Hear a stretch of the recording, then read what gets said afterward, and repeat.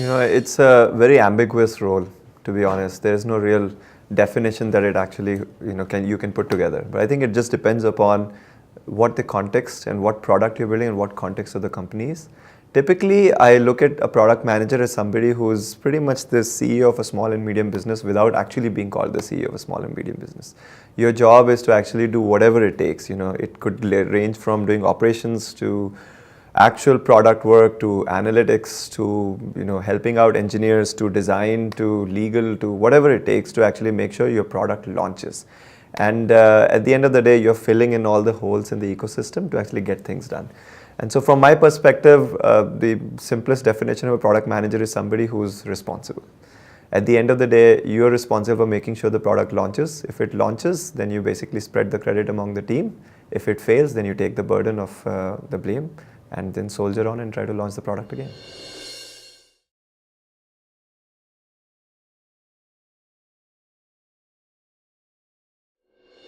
From my perspective, you should have a very broad sense of the ecosystem. I am a very firm believer in what we call generalist product management, which means that it doesn't really matter which sector or product you have to attack. You should just basically be able to go and adapt to the ecosystem in which you have to actually work in. And so if you're a generalist, then the first attribute that's very important is somebody who has a very broad sense of the ecosystem in general. When I actually talk to product managers and interview them for roles, usually I could be asking them questions on the video ads ecosystem, and then I might switch over directly after that to games. And from there, I might actually switch over to social networks and maybe ask something in enterprise. So from my perspective, they should have a very well-formed opinion. They don't need to go very deep, but they should have a very broad understanding of a variety of different ecosystems. So that's one attribute that I look for. Second, in general, they should have a lot of understanding of the technology underlying the products. And this is important because you can't really make very important business decisions in the business of what we call technology without really understanding the ramifications of your call. A lot of product managers come in and they make a call, and then it's actually almost infeasible to actually build technically. You don't not only lose credibility with the engineers, but you also end up kind of slowing down the company and making wrong calls. And so I'm always looking for people who have this right technical underpinnings. It doesn't necessarily mean a technical degree, but you should at least understand the technology behind the product you're building. So that's the second thing that I think is very important. The third one is a little intangible. It's really very difficult to find out. I call it, emotional intelligence. You should have the ability to know how to lead, and leadership actually could be from the front, from the back, or from the middle, depending upon what the situation of the team is. You should be able to take the team and drive it such that it launches, and be able to do it in a way that you don't necessarily have to be in front on the stage always talking. You could be the guy in the back just pushing things along. So if those three things come together, then usually that's a sign of promise. It's a promising sign for somebody who's a product person.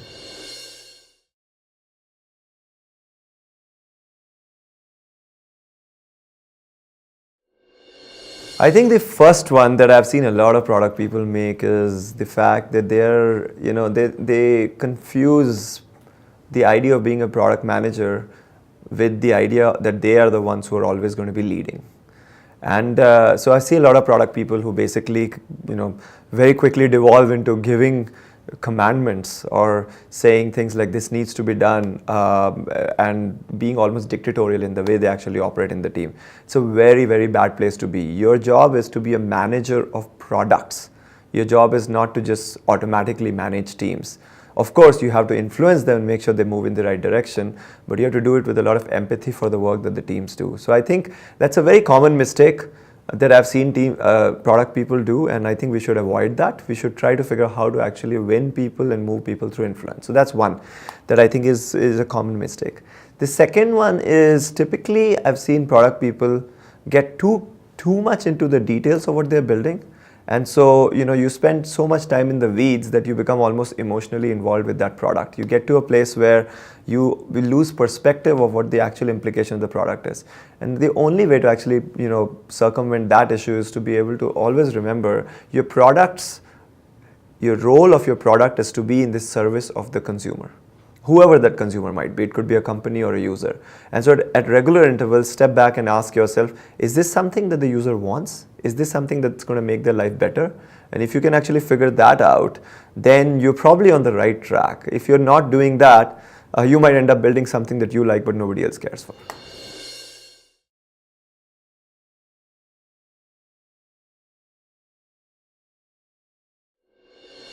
I think there's a bunch of different gaps. I think the primary gap in the ecosystem here is the lack of leadership and role models.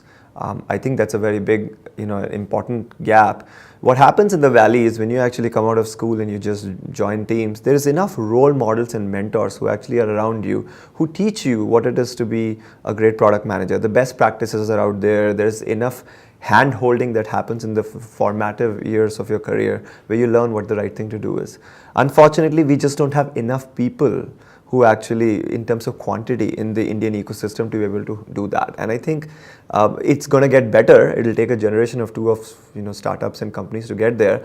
But today, I would say that's a real gap. In fact, I think programs like these can actually help fill that gap in the absence of actually having enough real people who have actually done great product management work. So I think that's something to think about.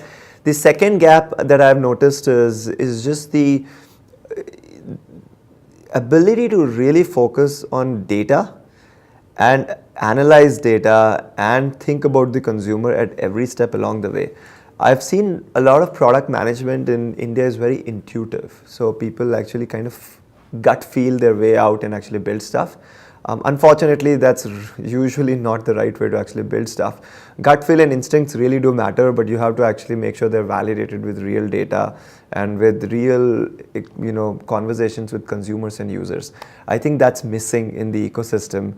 We don't have really good data practices. We don't have enough data infrastructure that we can actually use to actually make the kind of calls that we need to make. So I would say if there's two things that I would want to actually make sure change in the ecosystem, one would be actually to make sure there is a really strong network of great role models, coaches, programs that actually can help product management become better. And the second is actually improve the data infrastructure of the country.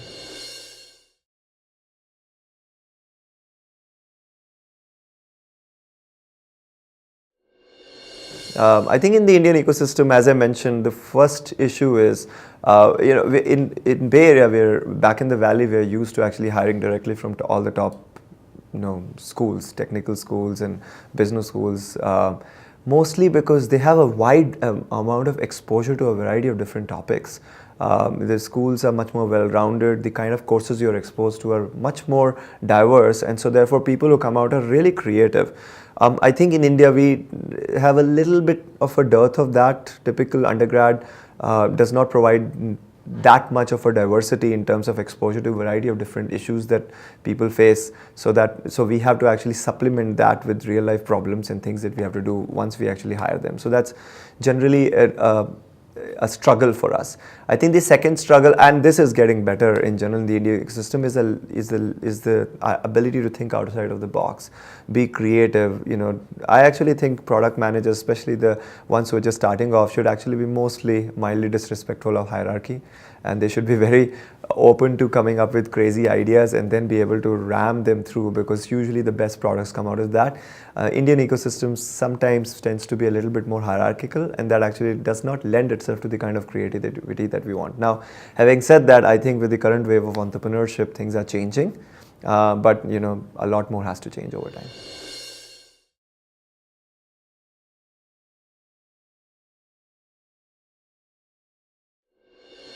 Not important at all, and this comes from somebody who has had an MBA.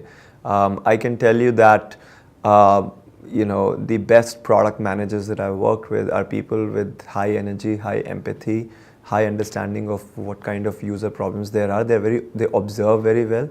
They have a sense of the pulse of the user, and then they use a lot of data to actually figure out how to solve that. None of these things is necessarily the prerogative of just an MBA. Sometimes we typically go to schools and hire business schools and hire people there because we tend to find more people in a more congested cluster who are like that. But I actually contend that most of the things that a business school teaches them does not really add to any of these. It's just a self-selected group of people who actually match up to product management. So from my perspective, we need to find people like that, and it's irrelevant whether they have a business school degree or not. And if you're actually somebody who's interested in actually getting into product management, I would probably spend a lot more time trying to just understand the underpinnings of technology, have an opinion on a wide variety of topics in the world in terms of the space in which technology is operating in. Take and put yourself in places where you have to lead through influence. And if you can do all of those things very well, and you know how to structure programs and actually take them to launches, then you're automatically a good product manager, notwithstanding a business degree.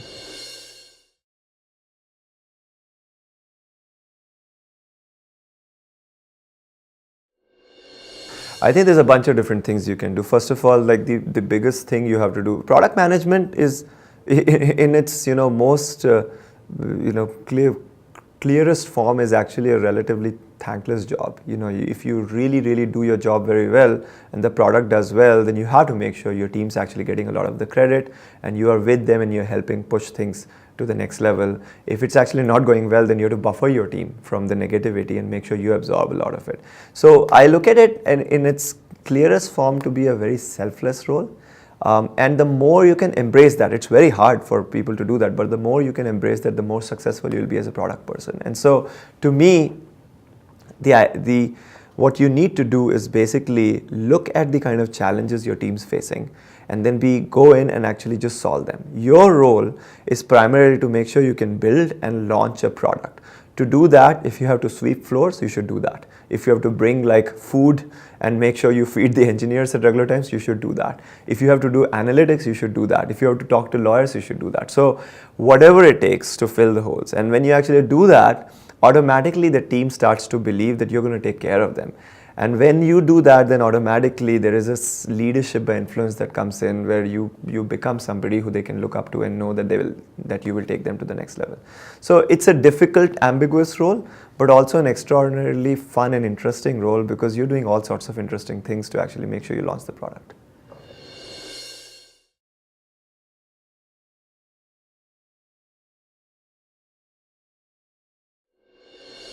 I mean, look, there's always a talk in the valley about the Google School of Product Management. I obviously believe in it. That's where I learned most of my chops in terms of product management. I think there is a few things that Google does very, very well. First, it leads through some amount of decentralization. So there is really no, top-down mandates to actually go do stuff. What happens when you actually let people come up with ideas, and you combine that with hiring very, very smart people, is that they come up with some very interesting ideas and they have the motivation to actually take it to the next level, to actually launch it.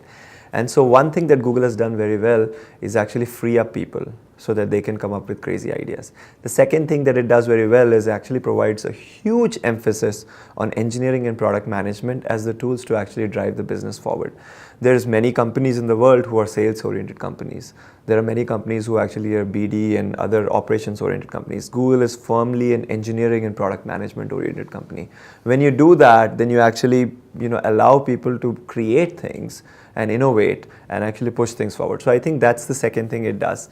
It also has spent enough time creating enough space in people's lives, employees' lives, so they can think of interesting ideas. We used to have a 20% program, especially in the first few years of Google's existence, where people would have 20% of their time to go do whatever they want to do. There were some people who were actually building gardens, like vegetable gardens, and there were other people who were building email products. Gmail was a 20% product, Orkut was a 20% product. All of these came out not because Larry said or Eric said that you need to actually build these things. They came because they gave people the space to say, go build whatever you think is interesting, and if it actually is something that will have traction, then we will actually back it.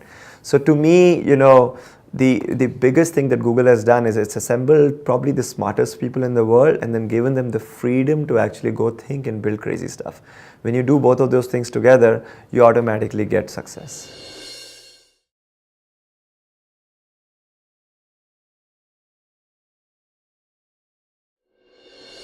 I think it's something the management should be worried about. More importantly, if they're actually hearing a lot more no's than yes. Typically, this happens a lot in the industry. I have gone through multiple roles where my nickname was Dr. No. So my job was to actually say no to things. I think product management is the art of actually not what you do, is the art of choosing what you shouldn't do. And the core product strategy is being able to say no to a lot of different things and then being able to say yes to certain things. The key is not the fact that you have to say no or say yes. The key is what strategy, what structure and framework did you put in place that actually validates that no. And so to me, it's okay if every single day for most of the requests you're actually saying no, but back it with a framework that's consistent. There should be a set of principles that people can look at and say, okay, I understand. You basically said, here are the 3 things that we will do and here's 10 things we'll not do. And since the ideas that I have are in the other 10 things, so you're saying no. If it's illogical, if it's inconsistent, if it's not backed with the strategy, if it's not backed with data, then you will quickly lose credibility and your no actually is just a way to stonewall the organization from moving forward. On the flip side, if it's logical and coherent, then people will respect you for it. So I'll give you a quick example to explain this. When we were dealing with Motorola, it was a turnaround situation. The company was bleeding millions of dollars every quarter, hundreds of millions of dollars every quarter. We had to make sure that we had a strategy. Now, what is the vision of a mobile device company? It's to build a great mobile device. What's the strategy? The strategy was every single pixel in the phone will be in the service of the user. We will not do anything that is not at the cusp of hardware and software, because pure software any mobile app developer can build. We will do stuff that actually makes Android look better. Now, if you look at these 3 different rules, every time somebody would come up to me and say, hey, I have an idea, I would usually ask them, is this idea in the benefit of the end user? Not me, not the partners, but the end user. Or is this idea something that actually only we, because we are hardware company, can do? Or is this something that will make Android look better? If it is any of those 3, I will entertain the idea. If it's none of those 3, I will say no. Now it's coherent. The framework makes sense to them and people want to actually work on it. So saying no is okay as long as you can back it with a coherent framework.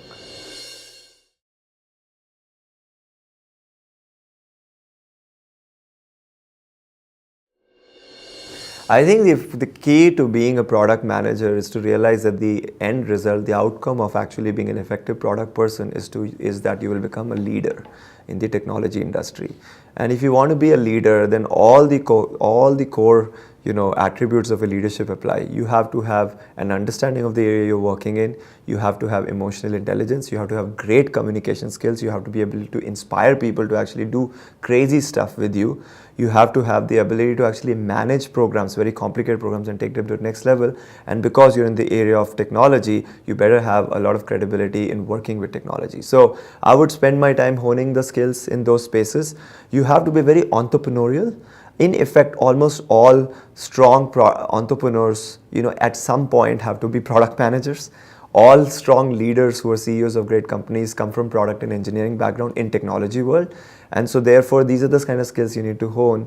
I would spend a lot of time actually being very observant of the world around you. Ask yourself what kind of problems people are facing, and then see if you have any ideas on how to solve that. I would spend a lot of time actually reading up on all sorts of technology trends. You have to always be on the cutting edge of all the tech trends that are out there so that you know how to actually solve the kind of problems you solve. I would spend time really trying to be in positions where you can lead, but you're not really anointed the leader. It could be as simple thing as leading a hike. It could be a choreography. It could be an impromptu skit. It could be an actual startup. It doesn't matter what you do. Put yourself in a place where nobody's saying you're the leader, but you have to actually lead by influence. If you do these things, then you will slowly and steadily become a much more effective product person.